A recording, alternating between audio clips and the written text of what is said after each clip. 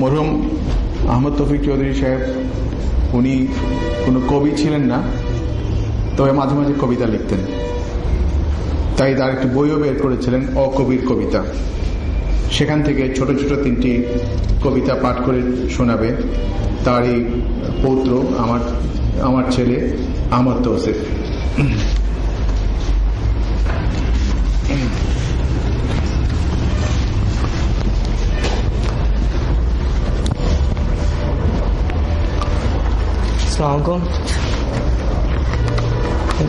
দাদার 3টা কবিতা পড়ে শোনাচ্ছি।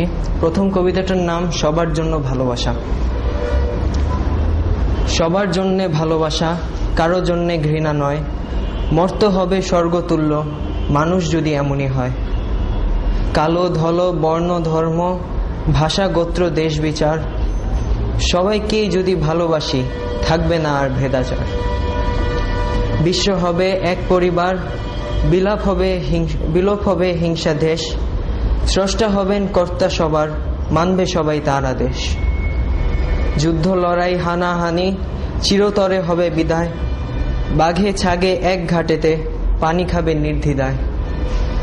আজকের যত সমস্যা আর অশান্তি এই জগতে, নিজের জন্য ভালোবাসা অন্যের বেলায় ঘৃণাতে। এসব থেকে মুক্তি লাভের পথ কিন্তু ভাই একই হয়। সবার জন্য ভালোবাসা, কারো জন্য ঘৃণা নয়। না, আরেকটা কবিতা, এটার নাম যুদ্ধ নয় শান্তি।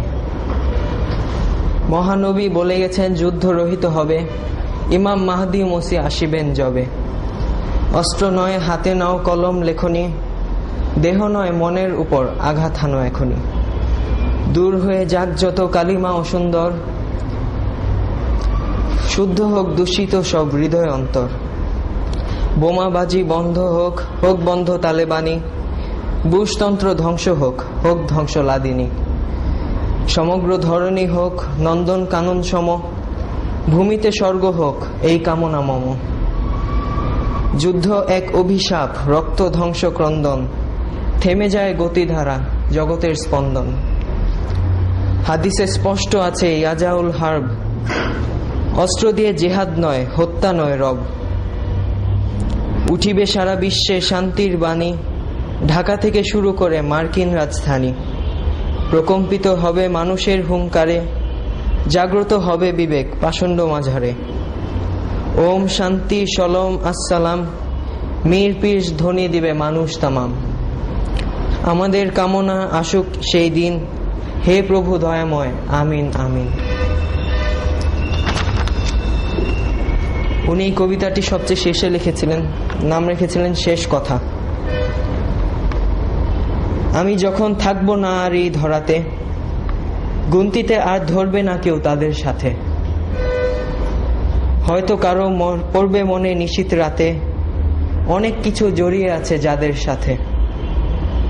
একদা যে বলতো শত শোক সভাতে, ইমামতি করত কত জানাজাতে। হয়তো তাহার মৃত্যু দিনে শোক জানাতে, তেমনি কেহ বলবে কথা দুঃখের সাথে। হয়তো কোনো নাম না জানা শুভ প্রাতে, অথবা এক প্রাণ মাতানো চাঁদনি রাতে। পড়তে গিয়ে অনেক কথা স্মৃতির পাতে, দেখবে আমায় ছেঁড়া পুঁথির এক কোণাতে। চেনা মুখের ভিড়ের মাঝে সেই জলসাতে, গাঁদবে কে কেউ দোয়ার মালা নিরালাতে।